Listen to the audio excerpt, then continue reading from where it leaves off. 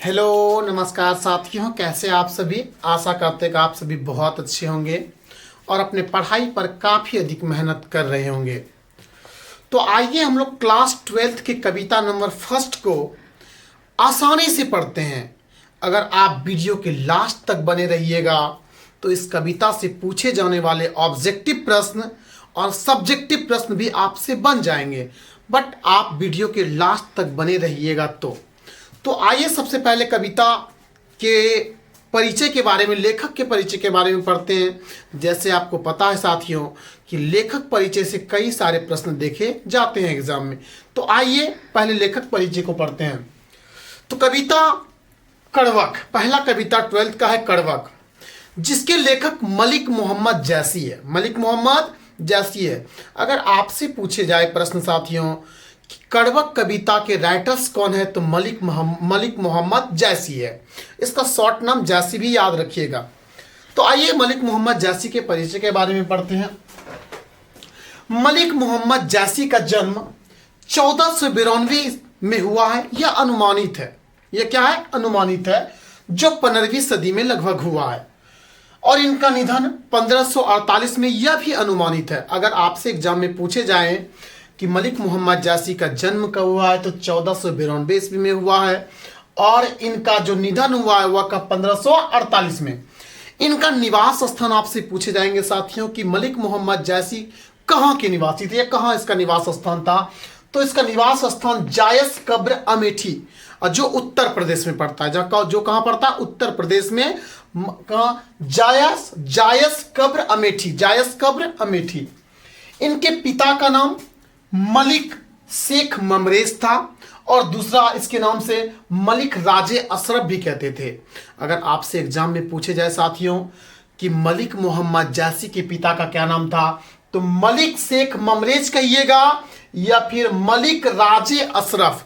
मलिक राजे अशरफ। इनका गुरु जो था वह सूफी संत शेख मोहदी था और दूसरा सैयद अशरफ जहांगीर था। सैयद अशरफ जहांगीर। प्रेम के पीर, अगर आपसे पूछे प्रेम के पीर के कवि कौन है, तो आप बताइएगा मलिक मोहम्मद जैसी। मलिक मोहम्मद जैसी। यह अवधी भाषा के कवि थे। अगर आपसे एग्जाम में पूछे जाए कि मलिक मोहम्मद जैसी किस भाषा के कवि थे, तो यह अवधी भाषा के कवि थे। इसकी प्रमुख रचना पद्मावत, अखरावट, चित्ररेखा और आखिरी कलाम है। एग्जाम में यहां से प्रश्न पूछे जाते हैं कि बताइए पद्मावत के राइटर्स कौन है, तो मलिक मोहम्मद जैसी है। अखरावट के राइटर्स कौन है? मलिक मोहम्मद जैसी है।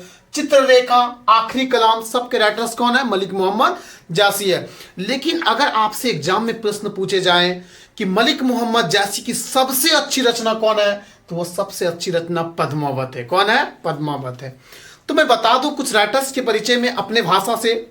मलिक मोहम्मद जैसी के पिता और माता का मृत्यु बचपन में ही हो जाते हैं। मलिक मोहम्मद जैसी के माता पिता बचपन में ही चल बसते हैं और इन्हें एक बीमारी होता है साथियों, जिनका नाम चेचक है। अगर आपसे पूछा जाए कि मलिक मोहम्मद जैसी किस रोग से पीड़ित थे, तो आप बताइएगा चेचक। चेचक।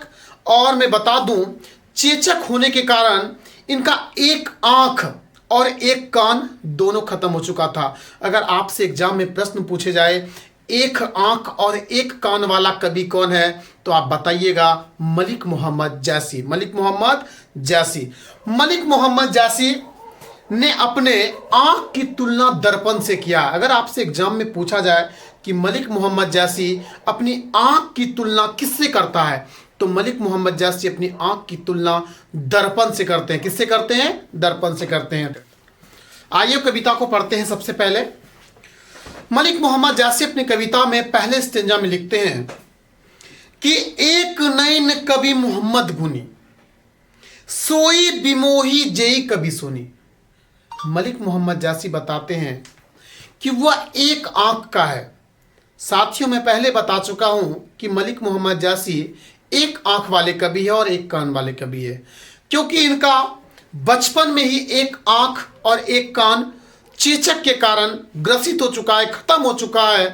तो आइए कवि लिखते हैं कि एक नैन कवि मोहम्मद गुनी, जेई कवि जेई सोई बिमोही जेई कभी सुनी। मलिक मोहम्मद जैसी बताते हैं कि मैं एक आंख का हूं लेकिन फिर भी गुणवान हूं, फिर भी क्या हूं, गुणवान हूं। और मेरी कविताओं को जिसने भी सुना है वह विमोहित हो चुका है। वह क्या हो चुका है, विमोहित हो चुका है।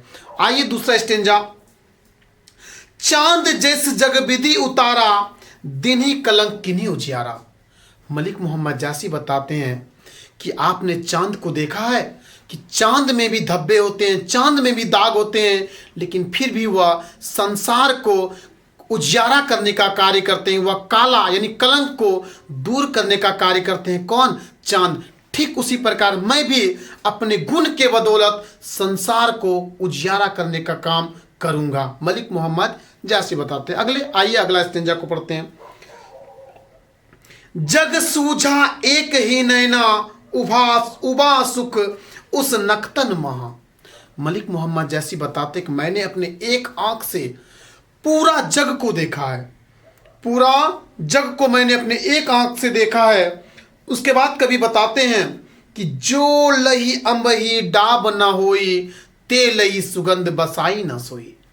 मलिक मोहम्मद जासी बताते हैं कि आपने आम के वृक्ष को देखे होंगे, जब तक उस वृक्ष में मंजर नहीं आते हैं तब तक वह गाछ सुगंधित नहीं होता है। मलिक मोहम्मद बताते हैं कि सुगंधित होने के लिए लोगों को उसमें मंजरों का होना बहुत आवश्यक है। कि अगर आम मीठा हो, आम को मीठा होने के लिए उस पर धब्बा जो होता है वह काला काला वह होना काफ़ी अधिक जरूरी है, तभी वह स्वादिष्ट और सुगंधित होता है। अर्थात मनुष्य गुण के बदौलत ही पूजे जाते हैं। मलिक मोहम्मद जासी बताते हैं कि सकल मायने नहीं रखता है, यदि मनुष्य गुणवान है, यदि मनुष्य क्या है, गुणवान है, तो वह पूजनीय होगा। वह क्या होगा, पूजनीय होगा। आइए अगला स्टेंजा। किन्हीं समुद्र पानी जो खरा, ते ही अति भई असुज अपारा। मलिक मोहम्मद जैसी बताते हैं कि आपने समुद्र को देखा है, समुद्र का पानी खारा होता है, समुद्र का पानी खारा होता है, लेकिन वह असुज अपारा होता है। उनकी कोई था नहीं होती है, कोई था नहीं होती है। सब पानी जो होता है वह खारा होता है, पीने योग्य नहीं होता है, फिर भी वह असुज अपारा होता है, असुज अपारा होता है। उसके बाद मलिक मोहम्मद जासी अपने लाइन में लिखते हैं कि जो सुमेरु त्रिशूल विनाशा, भई कंचन गिरी लाग आकाशा। मलिक मोहम्मद बस जैसी बताते हैं कि जब भगवान शिव अपने त्रिशूल से कंचनगिरी पर्वत को नाश करने के लिए गया था, सुमेरु पर्वत को नाश करने के लिए गया था, तो वह कंचनगिरी आकाशा वह सोने जैसा बन चुका था, सोना बन गया था। क्या बन चुका था, सोना। लेखक बताते कि भगवान शिव उस त्रिशूल से उस सुमेरु पर्वत को नाश करने के लिए गया था, लेकिन वह कंचन के समान बन गया, कंचन के समान बन गया। जो लही घरी कलंक न पारा, कांच होई नहीं कंचन कारा। मलिक मोहम्मद जैसी बताते हैं कि सोना बनने के लिए तपना पड़ता है, सोना बनने के लिए क्या करना पड़ता है, तपना पड़ता है। अगर आप नहीं तपते हैं तो आप कांच के समान चूर चूर हो जाते हैं, क्योंकि सोना बनने के लिए लोगों को तपना पड़ता है साथियों। और अगर तप नहीं सकते हैं तो आप कांच के समान होंगे, आप चूर चूर हो जाएंगे। मलिक मोहम्मद जैसी बताते हैं कि एक नयन जस दर्पण ओलिना, निर्मल भय सब रूपबंत गही मुख जेवी कई चाओ। मलिक मोहम्मद जैसी बताते हैं कि वो अपने आंख की तुलना दर्पण से करते हैं। वो बताते हैं कि मेरा आंख जो है वह दर्पण के समान है, निर्मल है। क्या है, दर्पण के समान निर्मल है। सब रूपवंत गही मुख जेवही कई चाओ। जिसने भी मेरे आंखों में दर्पण के समान, मतलब दर्पण हमेशा वास्तविक चीजों को दिखाता है साथियों, क्योंकि दर्पण में केवल वास्तविकता ही दिखते हैं। और मलिक मोहम्मद जासी बताते हैं कि मैंने अपने जीवन में केवल वास्तविक चीज़ों को देखा है और वास्तविक चीज़ों के बारे में बताया है। तो मलिक मोहम्मद जासी की यह पहली स्टेंजा थी। अगर मैं आपको अपनी भाषा में इस स्टेंजा को समझाना चाहूँ तो मलिक मोहम्मद जासी बताते हैं कि मैं एक आँख का हूँ लेकिन गुणवान हूँ, और गुणवान के साथ भगवान ने मुझे चांद जैसा नहीं बनाया है, लेकिन चांद भी जो है वह जग को उजियारा करने का कार्य करता है। ठीक उसी प्रकार मैं अपने गुण के बदौलत जग को उजियारा करने का कार्य करूंगा। ये कौन, मलिक मोहम्मद जासी बताते हैं।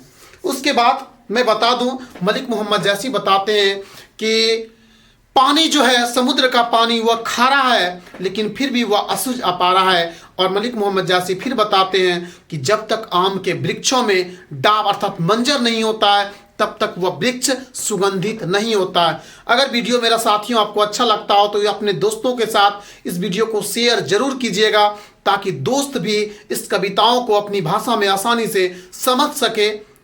उसके बाद आइए दूसरा स्टेंजा के बारे में पढ़ते हैं। मलिक मोहम्मद जैसी की दूसरा स्टेंजा है मोहम्मद। कवि मलिक मोहम्मद जैसी बताते हैं कि मोहम्मद यही कभी जोरी सुनाबा, सुना जो प्रेम पीर गावा। मलिक मोहम्मद जैसी बताते कि मैंने अपनी कविताओं को, किसको, प्रेम के पीर कविताओं को, प्रेम के पीर की कविताओं को मैंने जोर जोर कर लिखा है। इन कविताओं को मैंने बहुत अच्छी तरीका से लिखा है। जिसने भी यह सुना है इस कविताओं को, प्रेम के पीर को, वह व्यक्ति प्रेम के पीर हो गया अर्थात प्रेम मार्ग पर चलने लगे। कौन? मलिक मोहम्मद जैसी बताते हैं। अगला स्टेंजा में बताते हैं कि जोरी लई रकत के लई गाड़ी प्रति नैन जल भई। मलिक मोहम्मद जैसी बताते कि मैंने अपने कविता प्रेम के पीर को अपने रकत की लई में का अर्थ होता है अर्थात साथियों कि वह अपने कविताओं को, प्रेम के पीर की कविताओं को रक्त अर्थात खून से सींचा है, खून से सींचा है। और जिसने भी इस कविताओं को सुना है वह घाड़ी नयन भई अर्थात उनकी आंखों से आंसू चला है। और मलिक मोहम्मद जैसी बताते हैं कि मैंने भी इस कविताओं को अपने आंसुओं को बहाकर सींचा, आंसुओं को बहाकर इस कविताओं को लिखा है। किस कविताओं को? प्रेम के पीर कविताओं को, जिसमें काफी मार्मिकता देखने को मिलता है। आइए अगला लाइन को पढ़ते हैं। ओ मन जानी कवित अस्किन्ना, मकू रहे जगत में चिन्हा। मलिक मोहम्मद जैसी बताते साथियों कि मेरा मन जानता है कि मैं इस संसार में नहीं रहूंगा, लेकिन मेरे द्वारा यह जो कविता लिखा गया प्रेम के पीर, यह मेरी पहचान को मिटने नहीं देगा। मेरी कविताओं से मेरा पहचान होगा। मुझे पता है साथियों में, लेकिन मलिक मोहम्मद जैसी बताते हैं कि मैं इस जगत में बिल्कुल नहीं रहूंगा, लेकिन मैं अपने गुण के बदौलत, इस कविताओं के बदौलत इस संसार में सदा जीता रहूंगा। लोग मेरी कविताओं को पढ़ेंगे और मुझे याद करेंगे। यह मलिक मोहम्मद जैसी बताते हैं। अगला लाइन पढ़ते हैं कि कहां सो रतन सेन अस राजा, कहां सूबा असी बुद्धि उपराजा। कहां गया वह रतन सेन राजा जो काफी दानवीर था, जो दानी था? वह राजा कहां गया? वह सूबा कहां गया जो उपराजा था? वह कहां गया? सब चला गया। उसके बाद लेखक बताते कहां अलाउद्दीन सुल्तान, कहां राधा जई किन्ना बखान, कहां स्वरूप पद्मावती रानी, कोई ना रही जग में रही कहानी। मलिक मोहम्मद बताते हैं, मलिक मोहम्मद जैसी, कि वह अलाउद्दीन कहां गया, वह पद्मावती रूपवती रानी कहां गई, वह सूबा कहां गया उपराजा, वह रतन सेन राजा कहां गया जो काफी अधिक दानी था। वे सब इस संसार से पांचों के पांचों चले गए, लेकिन वह कोई ना इस जगत में रहा। लेकिन उसकी कहानी लोग आज भी पढ़ते हैं। कोई ना रहा जग में, बस रही कहानी। उसकी कहानी लोग आज भी जिंदा, आज भी लोग पढ़ते हैं, उसे याद करते हैं। लेखक बताते हैं कि लोग अपने गुण के बदौलत जाने जाते हैं, ना कि शकल और सूरत के बदौलत। क्योंकि मलिक मोहम्मद जैसी बताते हैं कि इन सब के अच्छे गुण संसार में आज भी लोग याद करते हैं और ये सब संसार में नहीं है साथियों। आइए अगला लाइन को पढ़ते हैं। धनी सो पुरुष जस करित जासु, फूल मरे पर मरे न बासु। धनी पुरुष जस करित जगत में। लेखक बताते मलिक मोहम्मद जैसी की धन और पुरुष, धन और पुरुष जगत जस, इस जगत में धन और पुरुष कब तक रहेंगे? उसके बाद मलिक मोहम्मद जैसी बताते हैं कि ना तो धन साथ जाता है, ना ही कुछ भी संसार में साथ जाने वाला, लेकिन मनुष्य का गुण, उनके द्वारा किए गए अच्छे कर्म इस संसार में जरूर रहते हैं साथियों। लेखक मलिक मोहम्मद बताते हैं कि फूल मरे पर मरे न वासु।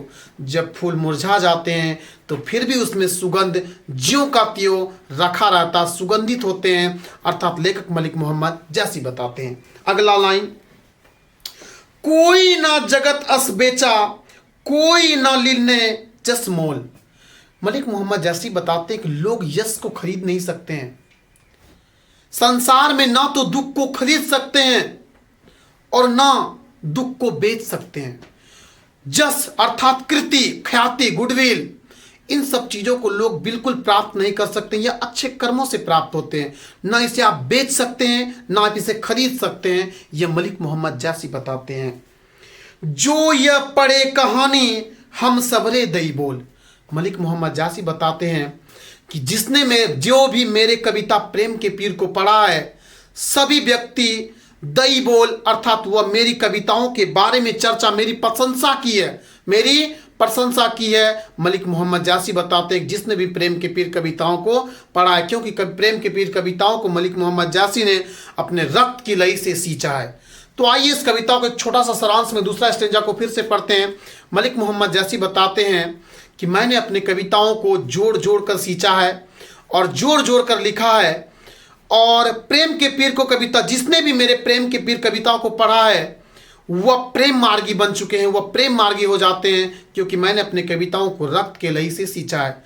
मलिक मोहम्मद जैसी अपने दूसरे स्टेंजा में बताते हैं कि जो व्यक्ति संसार में नहीं है लेकिन वह अपने अच्छे गुणों के बदौलत आज भी जाने जाते हैं, जैसे रतन सेन, पद्मावती और सुबा, कई ऐसे 5 दिग्गज हैं जो जाने जाते हैं क्योंकि वह अपने गुण से जाने जाते हैं। इस जगत में कोई नहीं है फिर भी वह जाने जाते हैं। मलिक मोहम्मद जैसी यही सब बताते हैं। अगर ये वीडियो आपको अच्छा लगा हो तो मेरे वीडियो को लाइक कीजिएगा और मेरे चैनल को इंजॉइंग क्लासेस AK को सब्सक्राइब कीजिएगा, और ये वीडियो अपने दोस्तों के साथ शेयर कीजिएगा ताकि वो भी इस क्लास का अच्छी तरह से आनंद ले सके और अपने परीक्षा में अच्छे अंक प्राप्त कर सके। Thank you.